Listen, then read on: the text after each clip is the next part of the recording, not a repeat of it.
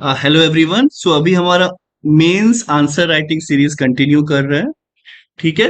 Currently जो है मैं आपको श्रुति शर्मा जो टॉपर रह चुकी है यूपीएससी 2021 की, उनके कॉपी का एनालिसिस बता रहा हूँ। ठीक है। इसके साथ साथ मैंने आपको ऑलरेडी कैसे स्ट्रक्चर बनाते हैं मेंस आंसर राइटिंग के लिए, कैसे इंट्रोडक्शन, कैसे बॉडी, कैसे कंक्लूजन पार्ट होता है, ये आपको बता दिया है। और साथ में मेंस आंसर राइटिंग को लिखना कैसे है, इनफैक्ट एक लाइव डेमो भी आपको दिखाया है, जहाँ पे मैंने खुद वहां पे आंसर लिख के आपको फ्रेम करके बताए हैं। इसके साथ साथ बहुत सारे आंसर्स जो मैंने लिखे हैं वो भी आप सबके साथ डिस्कस किया है। ठीक है। और अभी जो करंटली हम एक टॉपर की कॉपी को भी एनालाइज कर रहे हैं, ताकि आपके एंड पे भी कोई इफ एंड बट ना रह जाएगी कि हम सही डायरेक्शन में चल रहे हैं या नहीं चल रहे हैं। ठीक है। तो ये जो सारी चीजें हैं आपको प्लेलिस्ट में मिल जाएगी, या फिर आपको डिस्क्रिप्शन में भी मिल जाएगा, तो वहां से आप जाएं और बिल्कुल यहाँ पे जाके ये चीज देखें। इनफैक्ट आप प्लेलिस्ट में जाएंगे तो आपको बहुत वेरियस अदर इनिशिएटिव भी दिखाई देंगे। जैसे डेली अब हम विजन आईएएस एमसीक्यू सॉल्व कर रहे हैं। ठीक है। तो हम क्या हो रहा है, यहाँ पर प्रीलिम्स की तैयारी भी कर रहे हैं, साथ साथ मेंस की भी तैयारी कर रहे हैं। तो सबसे पहले एक काम करना ना भूलें, सब्सक्राइब बटन दबाएं और जो बेल नोटिफिकेशन है उस पर भी क्लिक करें, सो दैट आपको प्रॉपर नोटिफिकेशन मिल सके। ठीक है। चलिए अब आगे चलते हैं।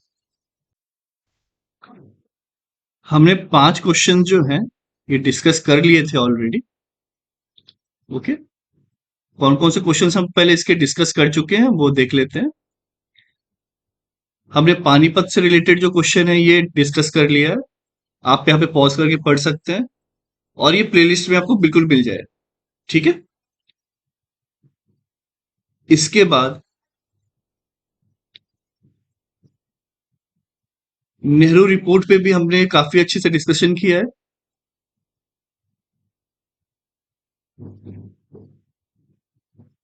इंडियन कल्चर, इस पे भी जो कैसे फॉरेन को इन्फ्लुएंस इंडियन कल्चर कर रहा है, और फॉरेन कल्चर कैसे इंडियन कल्चर को इन्फ्लुएंस कर रहा है, इस पे भी हमने डिस्कशन किया है।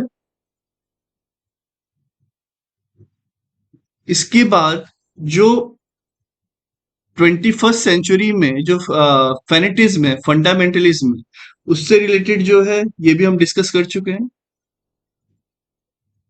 और चाइल्ड लेबर और उसके कॉन्सिक्वेंसेस क्या क्या है, ये भी हम डिस्कस कर चुके हैं। और इस क्वेश्चन में क्या कहा गया था कि सिर्फ इकोनॉमिक कंपल्सन नहीं, कुछ सोशल कंडीशंस भी ऐसे होते हैं, उस कंडीशंस के बारे में भी हमने बात की। ठीक है। तो ये चीजें क्लियर होगी। अब हम क्वेश्चन नंबर 6 पे चलते हैं। और आज जो है हम क्वेश्चन नंबर 6 से लेके क्वेश्चन नंबर 10 तक जो है अच्छे तरीके से डिस्कस करेंगे, एनालाइज करेंगे, और कैसे हमें आंसर लिखने चाहिए। ठीक है। चलिए, क्वेश्चन नंबर 6। अब देखिए, ये वैसे भी हॉट टॉपिक है, ये तो 2021 में पूछा गया था, अब तो बहुत ज्यादा ही हॉट टॉपिक है, डेफिनेटली इस पे आंसर पूछा जा सकता है। Discuss desirability of uniform civil code. तो ये डिजायरेबिलिटी क्यों है? ठीक है, सिविल कोड की।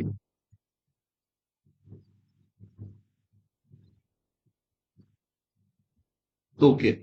इन मल्टी कल्चरली डाइवर्स कंट्री, जैसे हमारा मल्टी कल्चरली डाइवर्स कंट्री है, तो वहां पे ये क्यों जरूरी है? डिजायरेबिलिटी क्या है, ये क्वेश्चन है। तो फर्स्ट ऑफ ऑल, ये क्या कहीं हमारे कॉन्स्टिट्यूशन में लिखा हुआ है? और ये यूसीसी क्या है, आप वहां से स्टार्ट करें। ठीक है। तो वहां पे वही चीज किया हुआ है कि article 44 of the directive principle in the constitution envisages a uniform civil code in the country. ठीक है ना। लेकिन देखिए, जब वो कोई भी आंसर्स लिखते हैं तो वहां पे एक हाई प्रेशर होता है, टाइम कम होता है, 10 मार्क्स इतनी लिमिट, आपके सामने क्वेश्चन है और आप सीधे एक्ट करते हो और आप लिखना चालू कर देते हैं। बट अगर आइडियली आपको यहाँ पे स्टार्ट करना है, तो आप पहले यूसीसी क्या होता है उसके बारे में 2 लाइन लिखें, यूनिफॉर्म सिविल कोड क्या होता है, उसके बाद लिखे कि आर्टिकल 44 में ये चीज है और यहाँ पे किया गया। क्योंकि डायरेक्टली आर्टिकल आर्टिकल 44 पढ़ने नहीं जाएगा। अगर आपको पहले पता चल जाए कि यूसीसी क्या चीज है, और उसके बाद वो 44 की बात करें, तो लोग करेक्ट कर पाए। समझ रहे हैं? तो आपको चेकर को इस तरीके से सोचना है कि उसे कुछ नहीं पता, अब मुझे इतने अच्छे से लिखना है कि वो सब समझ जाए। ठीक है। उस पे वो मार्क्स जो होते हैं ज्यादा मिलते हैं। तो यहाँ पर ये जो स्टार्ट है, इट्स ओके। बट आपको इंट्रोडक्शन में जो है पहले यूसीसी के बारे में लिख देना, उसके बाद आर्टिकल 44 से स्टार्ट करना है। क्लियर? चलिए आगे देखते हैं आंसर में क्या है। डिजायरेबिलिटी जो क्वेश्चन में था वहीं से वो पॉइंट पिक किया, अंडरलाइन किया। Of this code is seen it's in its term of. तो इस तरीके से जब स्टेटमेंट जब फ्रेम करें, थोड़ा सा इजी स्टेटमेंट हो। ओके, क्योंकि यहाँ पे आपको भी ये थोड़ा सा इश्यू क्रिएट कर रहा होगा, बट इट्स ओके। देखिए, अब डिजायरेबिलिटी क्या, equality of equality to women. बहुत इंपॉर्टेंट पॉइंट इन्होंने पहले नंबर पे डाल दिया। क्यों? क्योंकि देखिए जो बाकी जो रिलीजन होते हैं वहां पे पॉलीगेमी अलाउड है। तो जब पॉलीगेमी अलाउड होगी तो इक्वलिटी नहीं रहेगी, और ये काफी ज्यादा गलत है। ठीक है, तो doing away with age old religious injections against equality in inheritance right में भी चेंज हुआ है, मैरिज, एडॉप्शन, एक्सेट्रा। तो ये क्या, रिसेंट इश्यू ऑफ तिलाके सॉरी तलाके बिद्दत, पॉलीगेमी। अब वो जिस तरीके से पॉलीगेमी और ये ऊपर नीचे लिखा है, so that is not correct, इसे पहले ही आ गया पॉलीगेमी इश्यूज जो है, आप ऊपर कर दें कि कुछ रिलीजन में ऐसा है कि जहाँ पॉलीगेमी अलाउड है। ठीक है, तो वो ये नहीं करता था, वो स्टेटमेंट पे लिख दे, इट विल बी बेटर। ठीक है, ये इस तरीके से लिखना इज नॉट। इसके बाद feelings of brotherhood and fraternity envisaged in preamble. Yes, जो ब्रदरहुड और जो फ्रेटर्निटी, जो भाईचारे की बात है, वो भी होगा कि अगर लीगल इक्वलिटी मिल जाएगी तो भाईचारा ज्यादा आता है। देखिए भाईचारा और जो अपना अपनेपन की फीलिंग तभी ज्यादा होगी कि सेम तरीके से देखा जाए। ठीक है, बेस फॉर कम्युनिटी ब्रदरहुड। ठीक है, अब देखिए बात ये हो जाती है कि जब लीगल इक्वलिटी की बात की जाए, अब देखिए इक्वलिटी किया है तो यहाँ पे प्रॉपर ये मुझसे भी हो जाता है, ढंग से नहीं हो पाता बहुत बार। अब जब भी आप आई लिख रहे हैं, ये बहुत जरूरी चीज है। गलती मुझसे भी होती है ऐसा नहीं है, लेकिन या किसी से भी हो रही, टॉपर से भी, टॉपर भी जो है वो 55% मार्क्स लाके ऑल इंडिया टॉप कर जाता है। ऐसा नहीं है कि 80 90 95% ला। तो गलती हर कोई करता है, लेकिन हमें जो है उसमें सुधार करते चले जाए। ठीक है, अब देखिए बात ये है कि इक्वलिटी का अगर आप एग्जांपल दे, अगर सपोज करिए इंटरव्यू में आपसे पूछ दिया जाए कि क्या इक्वलिटी है एंड ऑल, तो आप कहीं और एग्जांपल देने की जरूरत नहीं, कि सपोज सर अगर मेरे ही मतलब कि सपोज आई हैव टू सन। ठीक है, अभी एग्जांपल के साथ आप जा सकते हैं। अगर एक एक बच्चा जो है वो हिंदू धर्म अपना रहा है, एक बच्चा जो है वो इस्लाम धर्म अपना रहा है, सबका अपने अपना अपनाने का हक है भाई, जिसको जो पसंद है वो करे। लेकिन अब अगर मेरा एक बेटा जो है वो गलती से दूसरी शादी कर लेता है, तो उससे जेल हो जाएगी। आप समझ रहे हैं, उसे जेल हो जाएगी। और फिर जो लाइफ राइट टू लाइवलीहुड है, कि जो वो पत्नी को कमा के देता है, जो बच्चों को देता है, जिसे दो शादी करने का उसे जेल हो गई, तो पूरा उसका फैमिली जो है बर्बाद हो जाएगी। बट एक तरफ जो अगर किसी ने इस्लाम धर्म को अपनाया हुआ है, वो 2 या 3 शादी भी कर लेता है, तो उस पे कोई भी चीज अप्लाई नहीं होगी। अब आपको ऐसा नहीं लग रहा है कि बहुत बड़ा डिफरेंस आ गया? एक जेल में है उसी कारण एक है यहाँ पे। तो कहीं ना कहीं अगर मैं एक ही बच्चे को देखूं तो उन्हें यही चीज बोलूंगा ना, यार या तो दोनों को राइट दे दो, 3 3 दोनों कर ले, या दोनों को एक कर दो। आप समझ रहे हैं बात को? ताकि दूसरे का देखा देखी ये भी ना करे, या दोनों को हक दे दो। तो अब आपको इक्वलिटी की सेट ज्यादा दिख रही है, कि जो 3 शादी कर रहे हैं वो एक करने लगे, या जो एक कर रहे हैं वो 3 करने। क्लियर होगा आपको ये चीज? ठीक है, तो ये इसीलिए जब एक परिवार अगर इस तरीके से नहीं आगे चल पाएगा, आपसी फाइट हो जाएगी, ब्रदरहुड नहीं रहेगा, तो हम इतने डाइवर्स कंट्री को जब इतने एक बोलते हैं ना पाइवट फ्रॉम द टॉप देखेंगे, तो ये बहुत इश्यूज जो है वो क्रिएट करता है। इसीलिए ये जरूरी है। जैसे कि हम तलाक बिद्दत जब किया गया, ये भी ऑब्वियस सी बात है कि वुमेन इंपावरमेंट में काम आया। ठीक है, अब आप सीधे जो अब आज के टाइम में गुस्सा आ जाता है, अब बोल दो तलाक तलाक तलाक, तो तलाक हो जाता था। ठीक है, तो भाई मोबाइल वोबाइल पे सब तो आज के टाइम में बहुत आसान हो गया। पहले का टाइम चलिए, चिट्ठी लिखनी पड़ती थी, इंसान लिखते लिखते काट देता था, या किसी और ने पढ़ लिया, वो बोलता था नहीं पहुंचाना ही नहीं है, गलत है, फाड़ के फेंक दिया। लेकिन आज के टाइम में तो ऐसे ही सब कुछ हो जाए। ठीक है, तो ये चीजें टाइम के साथ साथ चेंजेस आने जरूरी है। थर्ड, जैसे कि हमारा कॉन्स्टिट्यूशन ही कुछ रिजिड कॉन्स्टिट्यूशन नहीं है, इसलिए आज आज भी इतने अच्छे से चल रहा है, क्योंकि एडेप्टेबिलिटी होनी चाहिए। चाहे वो आपका पर्सनल, देखिए जब इस तरीके से मैं बता रहा हूँ बड़ी बड़ी बात है, आपको लग रहा है ज्ञान की बात है, बट यही चीज आपको एथिक्स के पेपर में लिखना पड़ जाएगा। समझ रहे हैं आप बात को? तो एथिकल कंडक्ट जो है वो बहुत ज्यादा इंपॉर्टेंस रखता है। ओके। थर्ड पॉइंट है creation of best practices from different religion. जो डिफरेंट रिलीजन में जो बेस्ट बेस्ट प्रैक्टिसेस है, ठीक है, उसे अपना लीजिए। जैसे मुस्लिम धर्म में पहले से ही आई थिंक, और बाकी में इनहेरिटेंस था कि जो महिलाएं हैं उनको भी कानूनी तौर पे राइट्स था कि जो पिता की जो प्रॉपर्टी है वो उन्हें मिले, ठीक है, बराबर इक्वल डिवाइड हो। अब जो है वो जो अब हिंदू महिलाएं भी हैं, बाकी भी हैं, वो उन्हें भी मिलने लगा है। ठीक है, तो जो अच्छा है वो सब अडेप्ट करें। ठीक है, इससे क्या होगा कि प्रॉब्लम जो है, जो इश्यूज जो है, वो चीज नहीं होंगी। ठीक है, यहाँ पे एक आध एग्जांपल दे दिया, जिससे वहां पे मेंटेनेंस दिया जाता है। अब तो खैर वो तो लीगली है, गवर्नमेंट ने बोल के रखा है रिस्पेक्टिव ऑफ एनी है, तो आप ये काम मतलब आपको ये देना ही है। इनफैक्ट ये इससे अच्छा एग्जांपल जो मैंने आपको इनहेरिटेंस का दिया वो डाल देना चाहिए। ठीक है, आगे चलते हैं। देखिए अब इससे क्यों मैं इस तरीके से बोल रहा हूं कि अगर आपने मान लीजिए किसी एक रिलीजन के बारे में नेगेटिव लिख दिया, ऑब्वियस सी बात है, पॉलीगेमी और ये आप सीधे टारगेट कर रहे हैं, अगले में आप उसी के बारे में एक फेवर में लिख दीजिएगा नहीं, ये चीज तो बढ़िया है। तब आंसर को लगेगा कि हाँ, ये इसका जो माइंडसेट है, जो लिख रहा है ये, वो किसी के गलत पे नहीं है, किसी पर्टिकुलर रिलीजन को टारगेट कर रहा है। इसका है कि जिसमें जो बुराई है वो भी बता रहा है, जो अच्छाई है वो भी बता रहा है।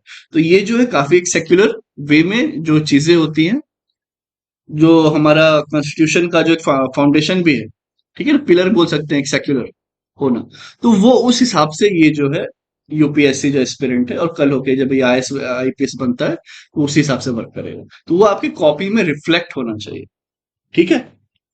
Fourth number, idea of constitutional makers. अब जैसे कि जो डॉक्टर भीमराव अंबेडकर सर हैं, उनका क्या कहना है कि for true nation building will also encourage intercaste religion marriages also.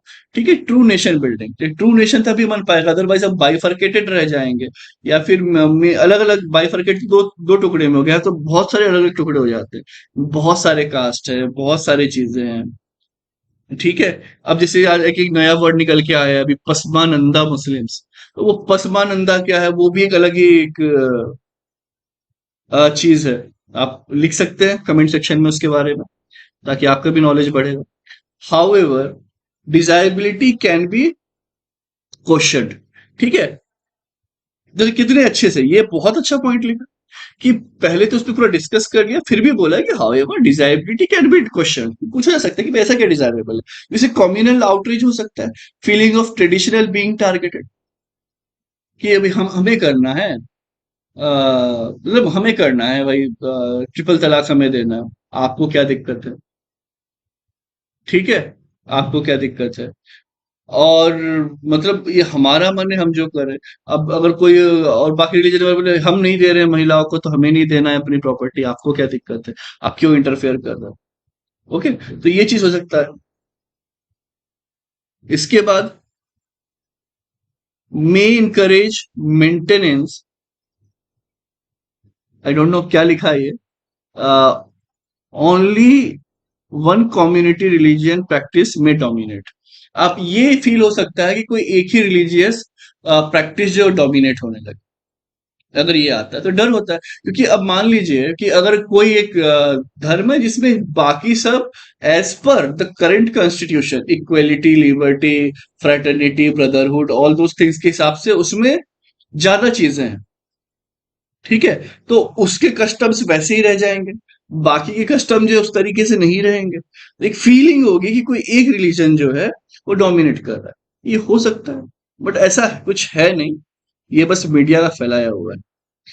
तीसरा, थ्रेटन डाइवर्सिटी ऑफ कस्टम्स। ठीक है, यूनिक मैरिज कस्टम। ठीक है, अब क्या होता है कि मेघालय, नागालैंड, बंगाल, वहां पर तो अपना ही कस्टम, और वो प्यारे प्यारे कस्टम्स होते हैं। तो उन्हें लगता है कि वो डाइवर्सिटी पे खतरा होगा। देखिए सर, ये लगता है, ये परसेप्शंस की बात हो रही है। मैं 7 फेरे लेके जाऊं, ठीक है, मैं निकाह करके जाऊं, मैं और जीसस के सामने मानूं, या मैं कुछ भी करूं। आप समझ रहे हैं बात को? शादी आप अपने कस्टम से ही करोगे, लेकिन जो रजिस्ट्री जो होगी वो एक उस हिसाब से होगी। ठीक है, देखिए अभी भी बोलते हैं ना, हर किसी को रजिस्टर्ड होना चाहिए। आप भी देखते होंगे कहीं कहीं 7 फेरे लिए जा रहे हैं, कहीं नॉर्मल शादी होती है। कस्टम हर जगह अलग अलग है। आप हर 20 किलोमीटर पे जाएंगे आपको हल्का से एक अलग कस्टम दिखाई देगा। कस्टम पे एक्चुअली कोई चोट नहीं हो रही है इससे, ठीक है। बस एक प्रोसीजर बन जाएगा, जिसकी शादी हो गई है, ये इनपुट ले लो इनसे, यहाँ पे सिग्नेचर करवा दो, बात खत्म, कि आप मियाँ बीवी हो। आप समझ रहे हैं बात को? तो ये चीज समझनी बहुत ज्यादा जरूरी है।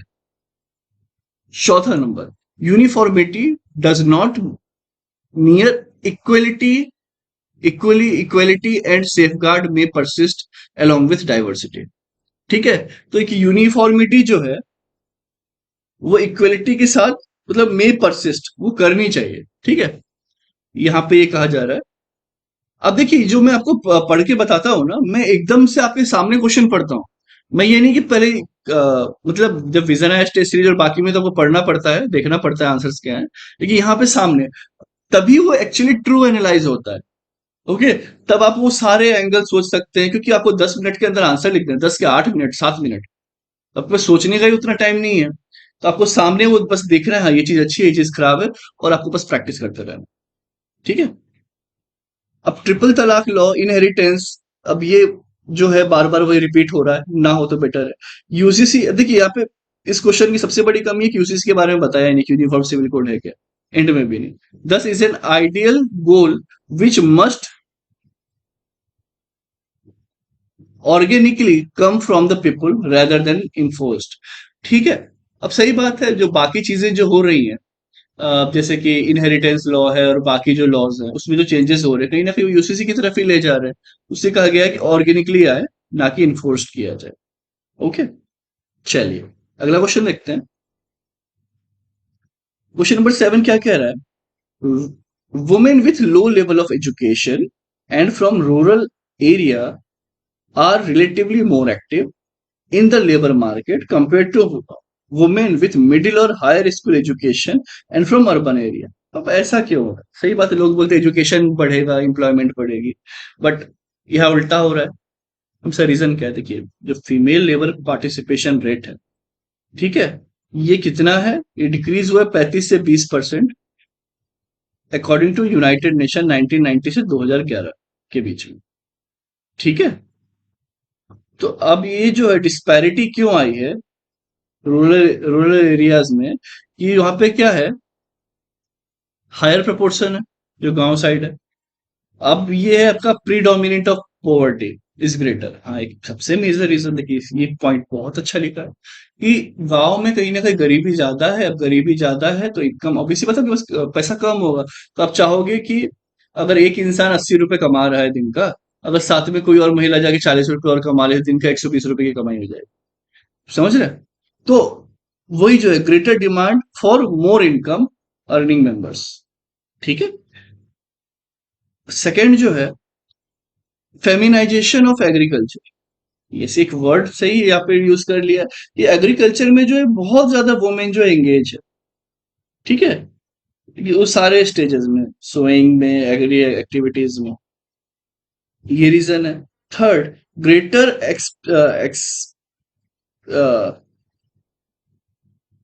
Greater acceptability of working in heavy lands, heavy lands like communal groups of women weaving।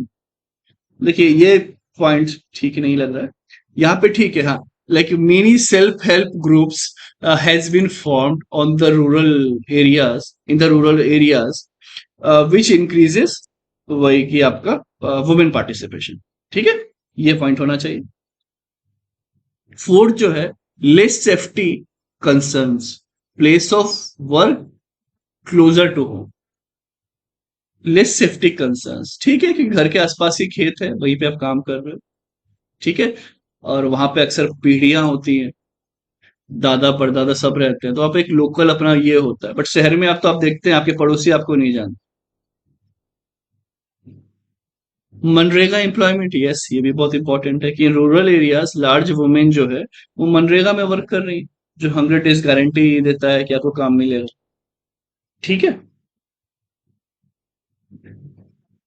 Urban areas तो ग्रेटर सेफ्टी कंसर्न्स। अब अर्बन में जैसे दिल्ली में देख रहे हैं, rape capital of the world बोल दिया गया है। इसके बाद हायर एजुकेशनल क्वालिफिकेशन जो है, so job demand does not meet highly over qualified for existing job market. ठीक है, सही बात है। जो हालांकि ये पॉइंट उतना सही नहीं लगता है, बट ठीक है, स्टिल चल जाएगा। टाइम और इसके आप इसमें देखें कि ओवर क्वालिफाइड, क्योंकि यहाँ पे तो क्वेश्चन क्या बोल रहा है, क्वेश्चन का पूछना है हाई स्कूल एजुकेशन, मिडिल और हाई स्कूल एजुकेशन। तो ओवर क्वालिफाइड वाली बात नहीं थी यहाँ पे, लेकिन ठीक है, अब लिख दिया है, चलेगा। लेकिन इससे अच्छा क्या पॉइंट हो सकता था अब यहाँ पर? अब ये सोच सकते हैं हम कि जब हायर एजुकेशन है, कि हम ये बोल सकते हैं कि the type of job which women want in urban cities, ठीक है, जो वो चाह रही हैं, तो उसके हिसाब से उनकी स्किल्स नहीं है। ओके, जैसे आईटी की जॉब ज्यादा पसंद करती हैं, बैंकिंग ज्यादा पसंद करती हैं, उसके लिए अलग स्किल सेट होता है, वो चीज नहीं है। इसके बाद जो एक ये लिख सकते हैं कि न्यूक्लियर फैमिली है, तो बच्चों को और पेरेंट्स को संभालने में वो जनरली अपनी जॉब क्विट कर देती हैं। ठीक है, तो ये सब जो रीजन है आप लिख सकते हैं। अब ये जो सॉल्व कैसे कर सकते हैं, this anomaly can be solve by safe work place. हाँ, क्रैचे फैसिलिटीज, मतलब जब बच्चों को जो पालने के लिए, देखिए, अब अगर माँ है 6 महीने तक तो चलिए ठीक है, पाल लेंगे, बट उसके बाद तो उन्हें अपने काम पे जाना पड़ेगा। तो जो क्रेचे है वो मतलब आपका या तो वो कंपनी ही बना दे, या फिर कहीं एक प्रॉपर गवर्नमेंट एक उस तरीके से बनाए, या प्राइवेट कंपनीज भी आ गया है कि जहाँ पे बेबी को रखा जा सके, भले उसके लिए चार्ज लगे, ताकि उसका ख्याल रखे, फीडिंग करे, सब कुछ प्रॉपरली हो पाए। उसे कहते हैं ये फैसिलिटी, ठीक है, क्रेच फैसिलिटी। इसके बाद वुमेन सपोर्ट पॉलिसीज बनाई जाए, जो कि बन रही है। जैसे जोमेटो ने एक सबसे पहले स्टार्ट किया था पीरियड लीव्स। ऑब्वियसली बात है, पीरियड लीव्स होना है कहीं ना कहीं जरूरी है, क्योंकि उस समय एक पेन भी होता है और बाकी इश्यूज भी रहते हैं, हाइजीन से लेके। तो ये इस तरीके से अगर पॉलिसीज बनाई जाए, अवेयरनेस फैलाई जाए, तो ये जो कहीं ना कहीं सिर्फ रूरल और अर्बन की बात नहीं है, ओवरऑल भी जो पार्टिसिपेशन रेट है वो बढ़ेगा। ओके। जैसे कि मैटरनिटी बेनिफिट एक्ट जो लाया है वो काफी ज्यादा सही है। तो उस पे जस्ट एक ऐसे करे कंक्लूड कर दिया। तो कंक्लूजन थोड़ा और बेटर हो सकता था, but again it's okay, time का इशू होता है। ठीक है, क्योंकि बहुत लोग क्या करते हैं, मुझे भेजते हैं सर मेरा आंसर रिव्यू करिए। देखिए, जब हम आंसर लिख रहे होते हैं ना, तो हम बस अपने साथ लिख तो देते हैं। अब सोचिए वो आपका बेस्ट है, स्टिल ये जो आंसर्स लिखे हैं दैट इज वेरी इनक्रेडिबल, बहुत अच्छे हैं अगर मैं कहूँ, इतने शॉर्ट मार्जिन में इस तरीके से। और ये भी डेडिकेशन, ये तो कोचिंग इंस्टीट्यूट के आंसर्स हैं, तो आप डेडिकेशन लेवल देख सकते हैं कितना अच्छा है। ठीक है, कमियां हर जगह होती हैं, हमें कमियों को पॉइंट आउट नहीं करना, वहां से सीखना है कि हम क्या बेटर करें। ठीक है। अब देखिए, what do you mean by heat waves? Discuss the various impact of heat waves and suggest way to effective manage them. बड़े सिंपल क्वेश्चंस होते हैं, लेकिन बहुत अच्छे से फ्रेम करना और चीजें। देखिए, अब यहाँ पे इन्होंने हीट वेव से स्टार्ट किया, अब अगर ये ऐसे स्टार्ट कर दें इसके अलावा बाकी चीजों से इश्यूज से, तो वो चीज सही नहीं होगी। इंट्रोडक्शन पहले तो पता तो चले कि टॉपिक है क्या। तो देखिए, heat waves refers to a sudden increase in temperature over a short period of time with repercussion on both humans and the environment। ठीक है, डेफिनेशन में कुछ और चेंजेस भी हो सकते हैं, लेकिन overall it's good. Impact human पे क्या पड़ेगा, हेल्थ इम्पैक्ट, कि हीट स्ट्रोक पड़ सकता है। ठीक है, लाइक इतने पीपल डाइड इन दिल्ली इन 2019, तो जो अभी 19 की बात है, अभी लेटेस्ट में पिछले साल की आप न्यूज जो है, जब आप मेंस लिखने जाए तो इसको बोलते हैं क्वालिटी इनरिचमेंट। आप लेटेस्ट में कोई न्यूज ऐसी आई है, आप उसको नोट डाउन करके रख लो, समझ रहे हैं? फिर वहां पे जाके आप वो कोट कर दे लेटेस्ट डेट। इसके तो इससे ये समझ में आ जाएगा कि आप न्यूज़पेपर पढ़ रहे हैं या फिर बाकी न्यूज़, या फिर आप करंट अफेयर्स मैगजीन देख रहे हैं। ठीक है। फिर प्रोडक्टिविटी, प्रोडक्टिविटी की बात की जाए तो इकोनॉमिक इम्पैक्ट पड़ता है। अब हीट वेव आएगा उस समय ऑब्वियस सी बात है लेबर काम नहीं करेंगे उतना ज्यादा प्रोडक्टिविटी के साथ, तो वो क्या होता है प्रोडक्टिविटी लॉस हो जाता है, बर्नआउट होता है काफी ज्यादा एडिशनल, यू नो जो बोलते हैं आवर्स, मेंटल वेलबींग की भी बात आती है। द फीलिंग ऑफ काम evening is often impacted. Don't know क्या है बट इससे आपको समझ में आ रहा होगा कि मेंटल वेलबींग की यहाँ पे बात की गई कि जब एकदम से हीट वेव बढ़ जाती है तो ऑब्वियस सी बात है आप कहीं ना कहीं चिड़चिड़े हो जाते हैं, और एक तो बोलते हैं ना शाम सुनहरी और उसमें जो काम करने का मजा है वो ऐसे धूप में नहीं। इसके बाद इन्वायरमेंट पे क्या पड़ेगा, इस स्पीसीज के जो डाइवर्सिटी है उस पे इम्पैक्ट पड़ेगा, ठीक है।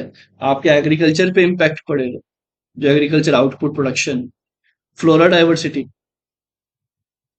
ठीक है।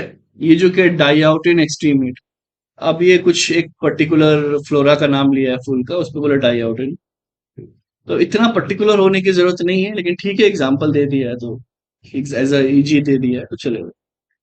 Water scarcity, again water scarcity और हीट वेव डायरेक्ट कोरिलेशन नहीं, क्योंकि वाटर स्कार्सिटी हीट वेव से हो जाएगी आप कैसे कह सकते हैं, 2 डिग्री या 3 डिग्री टेम्परेचर बढ़ जाता है, करेक्ट। लेकिन ठीक है, पॉइंट कुछ और हो सकता था इसके लिए, बाकी ये तो ठीक है कि bird dependent on wetlands human, I guess ये पॉइंट ठीक नहीं है। देखिए हीट वेव से पानी की कमी नहीं होती है, अब तो हीट वो तो आप देखो कि बारिश ही ज्यादा हो जाए, एक तरीके से हीट वेव जितनी हीट ज्यादा होगी उतना ज्यादा वेपोरेशन होगा, ठीक है, उतना ही ज्यादा फिर आपका मानसून में बारिश होगी। तो ये चीज सही नहीं है, इंस्टीड ऑफ वाटर स्कार्सिटी ये बोल सकते कि डिहाइड्रेशन हो सकता है इंसान के अंदर, इसके बर्ड्स के अंदर बाकी के अंदर, तो डिहाइड्रेशन जो है वो फैटल हो सकता है, समझे बात को आप?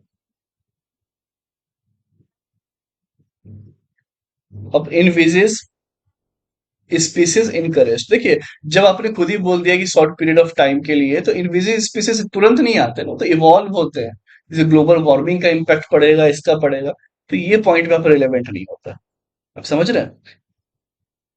ठीक है, बट उतना टाइम होता नहीं है, और इंसान जब भी पहले से पढ़ के जाता है प्रैक्टिस करके जाता है, ऐसा क्वेश्चन आया तो ये लिखूंगा ये लिखूंगे, तो उस फ्लो में बढ़ जाता है। लेकिन मेरा यहाँ पे काम है कि आपको बेस्ट पॉसिबल सॉल्यूशन बताया जाए, ओके। सिर्फ ये नहीं कि ये देखो ये कॉपी है और ये लिखा है, no, ways to improve, sustainable planning, ठीक है, सस्टेनेबल प्लानिंग। लेकिन अपने स्ट्रक्चर देखेंगे काफी प्यारा बनाया हुआ है, बाकी मैंने आपको ऑलरेडी सिखाया ही है कि कैसे स्ट्रक्चर और ये करते हैं, तो यहाँ भी वो काफी अच्छे से है, ठीक है। अब साथ में अगर अभी तक सब्सक्राइब ना किया हो चैनल तो सब्सक्राइब जरूर कर लीजिएगा, ताकि आगे नोटिफिकेशन आता रहे, बेल बटन जो है उसका वो भी टैप कर दीजिए। लेस यूज ऑफ कॉन्क्रीट, ठीक है, वे टू इम्प्रूव की बात की जा रही है, कि replace by water absorbent material, ठीक है। अब एफॉरेस्टेशन आप कर सकते हैं, ओके, एफॉरेस्टेशन आप कर सकते हैं, तो वो एक चीज हो जाती है। अब limit global warming, renewable energy use करें, इलेक्ट्रिक मोबिलिटी, एफॉरेस्टेशन, ठीक है ना, ये चीज हम कर सकते हैं। बट हीट वेव में मैं इसके लिए ना आपके लिए एक अलग से एक वीडियो लाऊंगा, एक्चुअली हीट वेव में क्या क्या करना चाहिए। ये जो पॉइंट्स हैं ये ग्लोबल वार्मिंग रिलेटेड है, रिन्यूएबल एनर्जी ये सब। अगर मुझे मार्क्स देने होते इस क्वेश्चन के लिए, ऑल्दो रिटन वेरी वेल, 2.5 से ज्यादा नहीं मिल पाते, 10 में से 2.5, है ना। क्योंकि रीजन है, क्योंकि ये आपके ये भी इरेलीवेंट हो गया है एक्चुअली। क्यों?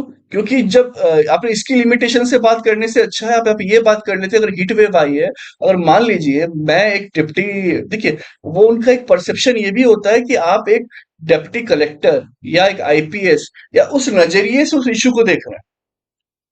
तो अब अगर ये चीज होगी तो मैं जो गवर्नमेंट की वेबसाइट है मैं वहीं पे आपको जाके दिखा दूंगा कि उन्होंने यहाँ पे क्या क्या चीजें दी हुई, ठीक है, कि एग्जैक्टली क्या करना चाहिए नहीं करना चाहिए, तब आपको समझ में आएगा कि मैं ऐसा क्यों कह रहा हूं, कि ये जो अप्रोच है ये यहाँ पे आंसर ठीक नहीं, ओके। इसके बाद फुलफिलमेंट ऑफ SDG 13, अगेन वो ग्लोबल वार्मिंग से रिलेटेड बातें चल रही, हीट वेव अलग चीज होती है, ठीक है। जैसे कि मैं आपको बताऊं टेस्ट मैच और T20, आप all the both are cricket but you can't compare both की, इतना होना चाहिए। रन रेट जो है, अगर आप T20 में खेल रहे हैं तो हर ओवर में 3 रन बनाना चाहिए। और टेस्ट के लिए ठीक है, वनडे के लिए नहीं है ना। तो या फिर T20 के लिए तो बिल्कुल नहीं है। तो वही चीज, एक रिलेवेंस की यहाँ पे बात। पॉइंट गलत नहीं है, बट इस क्वेश्चन के लिए सही नहीं। ओके, चलिए। Question number 9।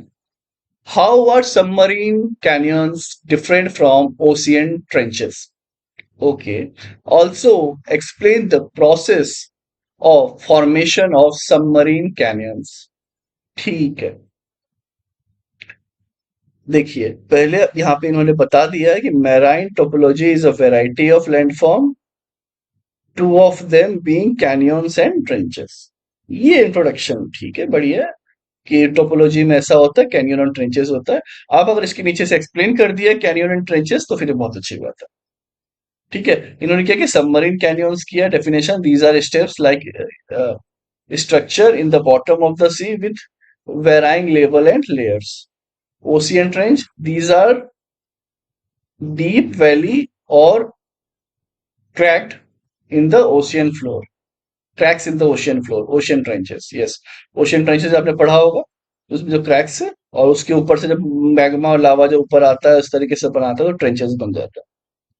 ठीक है, ये सॉरी, ये इस तरीके से जो आपका ट्रेंचेस बनते हैं और ये आपका कैरियर। तो ये diagram banana is very important, पूरी क्लैरिटी आती है।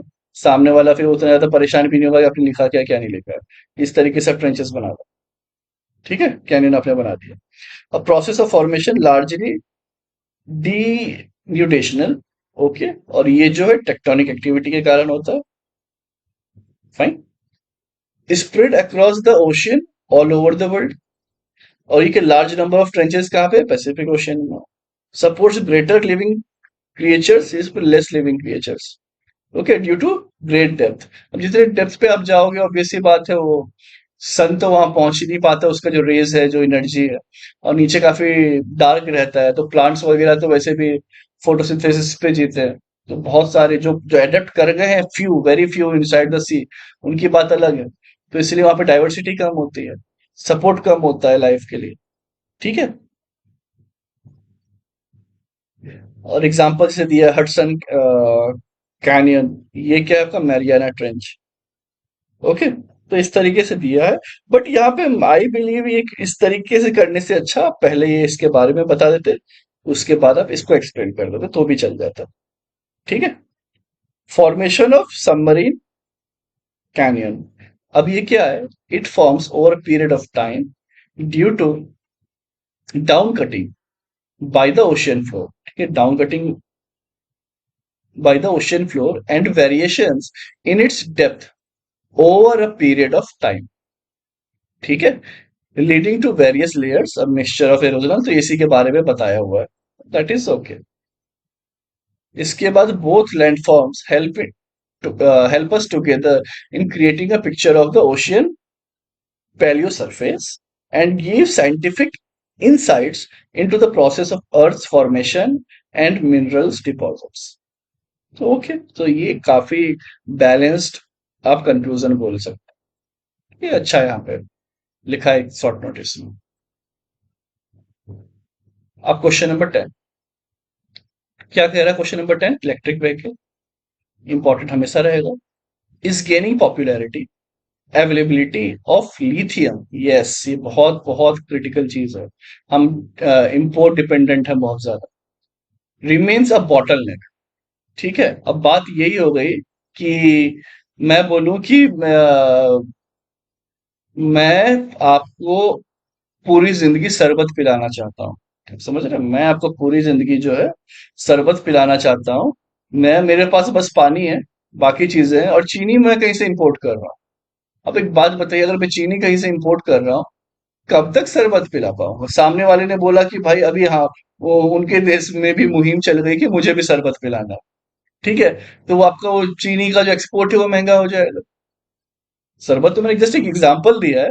अब वो लिथियम जो है, अगर चाइना एक्सपोर्ट ही ना करे, ठीक है, रिलेशनशिप खराब हो जाए, वॉर हो जाए, कुछ भी हो जाए, एक्सपोर्ट ही ना करे, हमारी ओवर डिपेंडेंसी है, वही बॉटल नेक है, तब क्या होगा? तो दो चीजें होती हैं, या तो आप अपने कंट्री में उसे माइन करें, निकालें, और अगर बिल्कुल रिजर्व नहीं है तो आप 5-10 जो कंट्री हैं जिन जिनके पास है, कि ऐसा तो नहीं सिर्फ चाइना के पास होगा, उनसे आप अच्छा टाई अप करें। आप समझ रहे हैं बात को? और अगर आपने उनसे टाई अप कर लिया, मान लीजिए भाई अफ्रीका है, कोई ऐसी पुअर कंट्री है जो माइन नहीं कर पाएगी, बट उनके पास रिजर्व्स है, आप वहां इन्वेस्टमेंट करिए। आपको लगेगा सर देश में इतना पैसा कहाँ है, बट अब इतना भी कम नहीं है, और ये हमारी नेसेसिटी है। अदरवाइज जिस दिन इशू आया, ठीक है, जिस दिन इशू आया, तो ऐसे में तो एक दिक्कत हो जाएगी। ठीक है, चलिए, तो इसी में देखते हैं कि lithium is truly tomorrow's gold. ठीक है, अच्छा पॉइंट है स्टार्ट करने का। Due to its wide spread use in electric mobility, computing and electronics. Very nice. Yet it is in scare supply. ठीक है, सप्लाई बहुत कम है।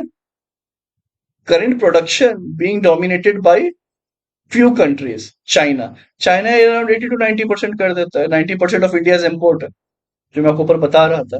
अब देखिए, ये मैंने नहीं पढ़ा था answer, to be very honest with you, मैंने नहीं पढ़ा था, लेकिन अब मैं करंट अफेयर्स डेली पढ़ता हूँ। अगर आप कहें कि सर द हिंदू न्यूज़पेपर का आप एक मंथली एनालिसिस ले आया करो, तो मैं वो भी ला दूंगा। ठीक है, तो वो आप बता सकते हैं मुझे। अब इस तरीके से अवेलेबिलिटी की बात की गई, एंड ये कितने प्यार से इन्होंने यहाँ पे वर्ल्ड मैप बना दिया, and that is very nice. है ना? अब आपको भी लग रहा हो ये बहुत कोई सही नहीं है, सही नहीं है सर, बट काम हो गया पूरा। चाइना ये रहा, ऑस्ट्रेलिया ये रहा लार्जेस्ट प्रोड्यूसर इसके थ्रू। ठीक है, चिली बता दिए लार्जेस्ट रिजर्वायर। बहुत ही शानदार।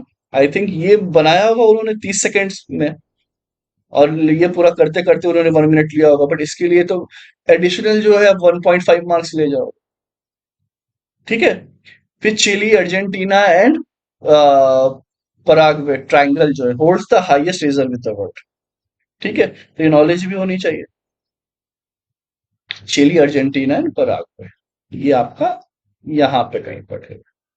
ठीक है, इस तरीके से एक ट्रायंगल बना हुआ होता है। चलिए,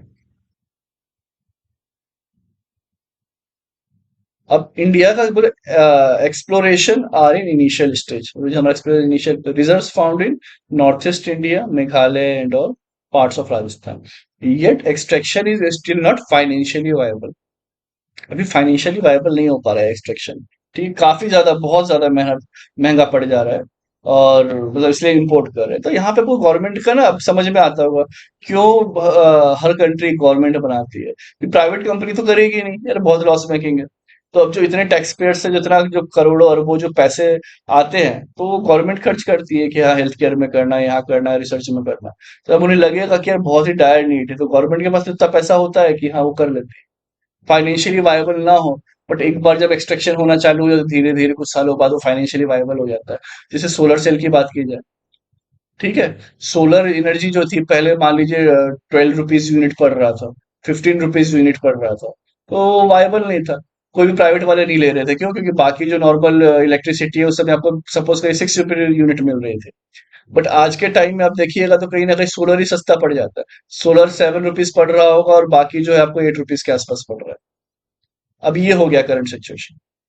ठीक है, तो धीरे धीरे जो चीजें जब वायबल होती हैं, तो उनके जो प्राइसेस है वो अप डाउन होता है।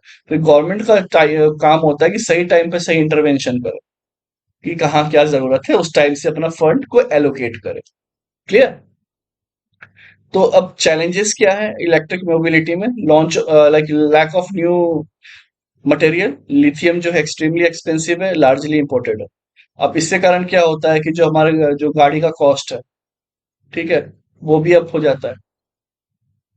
हम तो कोशिश कर ही रहे हैं ना कि 2030 तक जो है पूरा इलेक्ट्रिफाइड हो जाए, बट वो कॉस्ट बढ़ जाती है अननेसेसरी, जो इतनी ना हो। 5,000 रुपये कम हो सकता था कॉस्ट पर गाड़ी, 10,000 कम हो सकता था, लेकिन just because of import and this dependencies वो बढ़ जाता है। ठीक है, अब इसके बाद है चार्जिंग इंफ्रास्ट्रक्चर। अभी भी जो है टीयर 1 में ही कहीं ना कहीं है। दिल्ली में आपको काफी जगह मिल जाएगा, जो छोटी जगह वहां पे तो चार्जिंग नहीं है। ठीक है, तो यहाँ पे प्राइवेट कंपनी के साथ साथ गवर्नमेंट को भी वर्क करने की जरूरत है। इनिशियल कॉस्ट जो है हाईली एक्सपेंसिव है, restricted to upper middle class जो है, वही ज्यादा इसको यूज कर रहा है। ओके, जैसे आपने देखा होगा अभी ओला इलेक्ट्रिक आई है बाइक, एक तो उतना पावर नहीं होता है, पहली दिक्कत ये है। दूसरा वो 1 लाख प्लस चार्जेस होता है। फिर आपको लगता है कि उससे अच्छा यार मैं सिंपल एक हीरो हीरो होंडा पेट्रोल से चलने वाली ले लेता हूँ, क्योंकि हर किसी के पास पैसा नहीं है। ठीक है, तो वो बहुत सारे कंसर्न्स होते हैं। वे फॉरवर्ड में बात की जाए तो phase wise approach, beginning with public transport, further spreading out electric mobility है। अब इस पे न्यू इंडिया वे फॉरवर्ड जो है, ये उतना यहाँ पर खास नहीं दिखा, और वहीं पर उन्होंने उसे वे फॉरवर्ड का कंक्लूजन बना दिया। Way forward can't be always a conclusion. ठीक है, वे फॉरवर्ड किया भाई ऐसा ऐसा करना चाहिए फिर कंक्लूड करो, वे फॉरवर्ड पे उन्होंने खत्म कर दिया। तो वो जो है इसके कारण जो है फिर मार्क्स जो है वन डिडक्ट हो जाएंगे। आपने 1.5 बढ़ा दिए थे वो लिख के, लेकिन आप इस तरीके से एंड कर दिया, तो वो इशू होता है। ठीक है, तो ये जो है हमने क्वेश्चन जो है 10 तक डिस्कस कर लिए हैं। ओके, तो आप सबसे रिक्वेस्ट है कि पहले इसे चैनल को सब्सक्राइब कर लें ताकि आपको नोटिफिकेशन आता रहे, और ये आंसर सब लिखे जरूर। ठीक है, और टेलीग्राम चैनल पे आप चाहें तो आंसर लिखे, वहां पे आप पोस्ट कर दें। यहाँ मेरे थ्रू एनालिसिस आपको मिल ही गया है, सब कुछ हो ही गया है। और मीन्स आंसर राइटिंग का भी एक चैनल बना हुआ है, और वहां पर आप जो है आपस में एक दूसरे के आंसर रिव्यू कर सकते हैं। ठीक है, चलिए मिलते हैं फिर नेक्स्ट सेशन में। थैंक यू वेरी मच, जय हिंद।